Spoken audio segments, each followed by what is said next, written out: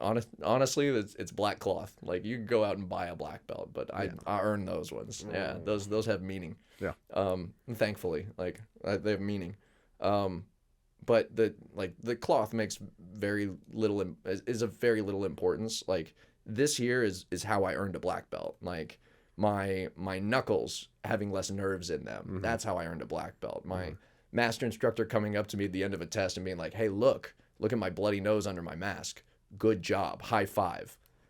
That's how you earn a black belt. Like, that moment right there is when I earned it. Like, I was a judge of a last test. Let me tangent off a tangent. Sure. I was a judge on a last test, and they brought up me, who's 6 black belts and 6'2" and scary person. Yeah. And at least to my 11-year-old partner, who was getting their first degree black belt, very first one, and they brought in these other two, a world champion named T-Berg. She's amazing. And then Emmy, who's wearing like a full Brazilian jiu-jitsu gi, has, trained in 4 different art forms, just an absolute badass, right? And these girls are 11, 12, and 14. They're half our size. Yeah. And they're all just exhausted from this test. So the 11-year-old in front of me is in tears. And I go up to her, and right before the match starts, I say, "Hey, listen, like, all you have to do is keep going. That's all you have to do. I'm going to be easy on you. It's going to be nice, but you have to keep going." And maybe 30 seconds in, she took out her mouthpiece and she's gagging and like in tears and hyperventilating. And all I did was I stood in front of her with my hands right here, and I said, "I'm right here. Come get me. Come get me. I'm right here." And she took a deep breath, put her mouthpiece in, and it wasn't even like a "ah-ya." It was like a in her voice, and just hook punched me in the side of the head. And I fell to the side, and you could hear the whole audience, "Ooh," right? And that's when she earned her black belt. Yeah. At that moment. Like, all the other stuff she did before that, all the other push-ups, sit-ups, getting hit in the head, hitting other people in the head, was for that moment right there when she was so ready to quit and then decided to not quit. And that's what actually makes a black belt. Yeah. Because all the kicking and punching, like, you're 11. You're not going to beat up a 28-year-old with 6 black belts. Like, I don't care how talented you are as an 11-year-old. You're not going to. Like, I challenge any 11-year-old. Like, that's a silly thing to challenge. Like, fight a bunch of 11-year-olds. Yeah, I mean, okay, this is consensual, guys. This is not like he's going to a playground and challenging random kids. This like, is if you're 11 consensual. and you got a black belt, yeah, come kick me. That'd be fun. That'd be really fun. I don't enjoy kicking other people, but if this 11-year-old thinks they can beat me, go ahead. Like, I would love that. Like, and then halfway through it, I'll be like, yeah, but you got to hit here instead. And then they'd knock me out, and I'd be all proud and give them a high five and give them my belt. Like, that'd be so much fun. There you go. My brain's a weird place. But this 11-year-old, like, could have thrown in the towel at any point. She could have absolutely not participated and just left. And that just means you don't get your belt. That's all it is. You don't get a piece of 2-inch cloth that goes around your waist. And that mattered so much to her, the idea of having that ability and being recognized by those kinds of people, that it was worth passing out, throwing up, being knocked out. It was worth all of those things. And that determination, that attitude is what actually makes a black belt. So when I had to go up against my, 300-pound bodybuilder instructor, this is the scariest man I've ever met. He's built like a wrecking ball, and he's so flexible and he's so strong that he hit my nose with his big toe on purpose when he could have taken my head off.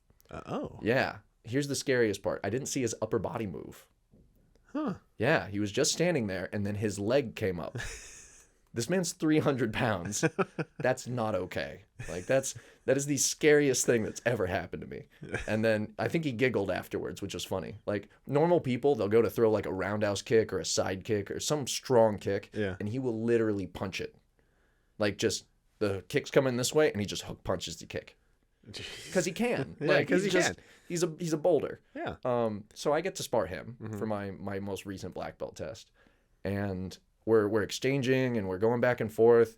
And after about 45 seconds to a minute, I make the stupid decision of trying to go for one of his legs and take him down.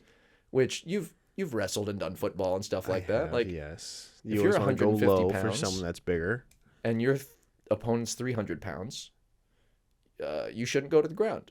You're gonna lose. Like, as much as I want to say the scrappy guys do well, like heavyweight versus a featherweight, dude, it's over. Yeah. Like, unfortunately.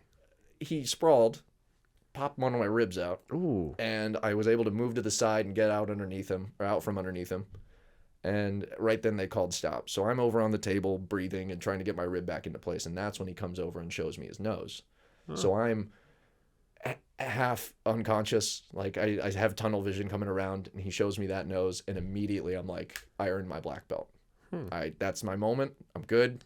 Let's lay down on the ground and breathe, get this rib back in place.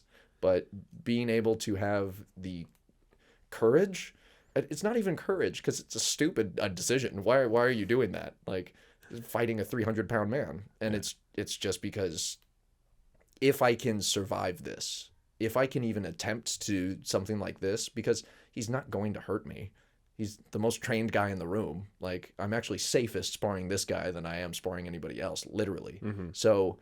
Because he knows what to do, and he knows how to control himself. Exactly. So all of the feelings and all the fear and all the ego and everything is just has no point, and it's superfluous to the ability to control yourself in that moment and say, hey, here's this man that could destroy you. How are you going to act? Yeah. Here's this fight, because you don't get to choose when you're being attacked by someone. True. Like, unless you're in martial arts, but. Yeah. If you're on the street, you're in war, you're in any other situation, someone's going to attack you. Like, you've pet a cat before. They'll attack you. Like, and you have to have the awareness and the control to A, not get hurt, and B, not hurt them in return. Yeah. Because, like, someone goes to punch me in the face, my first thought is, are you okay? What I do to you is something wrong. This is just a bad day. Yeah. Oh, obviously. You obviously got some shit going on. Like, that's just normal behavior for, like, humans nowadays. Like, just socking each other in the face. I mean... So, your last belt competition, the one where you're talking about right now. Yeah. Did that happen during the pandemic? Because you keep mentioning a mask. Tail end of it. Tail end of it, okay. Yeah, so right as we were coming out of it at the end of 21, end of last year. Yeah. Yeah. Okay. How was that? How was just being in that kind of setting... Again, because I assume 20, everything's called off. First half 21, and then second half you're like, okay, things are starting to open up. Did you miss the competition setting? I always miss getting hit by people. I'm gonna use that as a social media. Yeah. I mean, it makes me feel like psychotic saying it, but yeah. Or just sadistic. But a little bit. I really enjoy how strong I feel when this person tries to hurt me and fails.